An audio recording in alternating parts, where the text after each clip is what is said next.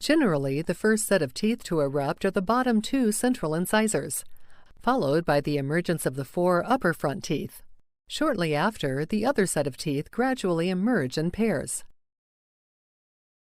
The primary canine or eye teeth erupt any time between 1.5 to 2 years of age. Between the ages of 1 and 3, the 8 primary molar teeth will erupt into your mouth. By the age of 3, all 20 of your primary or baby teeth should have successfully emerged, with 10 located in the upper jaw and the other 10 in the lower jaw. Around the ages of 6 to 13, larger permanent teeth start to push against the primary teeth, causing them to fall out.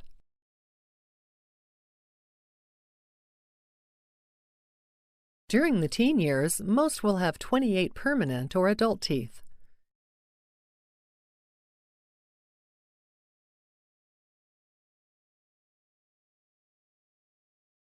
If there is room, the final set of teeth, called the wisdom teeth, will emerge between the ages of 17 and 21.